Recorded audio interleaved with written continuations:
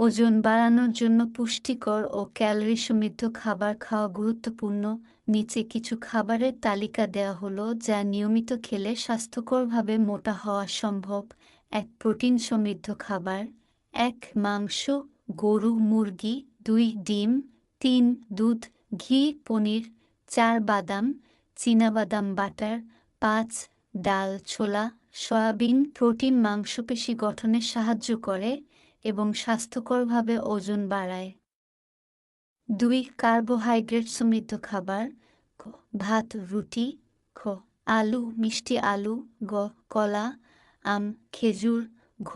Bread, pasta, oats, যা carbohydrate শক্তি বাড়ায় এবং ক্যালোরি সরবরাহ করে ওজন বৃদ্ধিতে সহায়তা করে। ৩.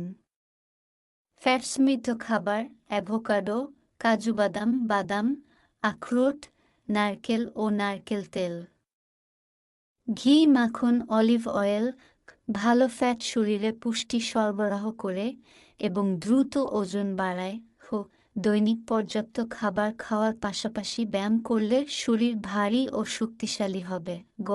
প্রতিদিন ৫-৬ বার পুষ্টিকর খাবার খান এবং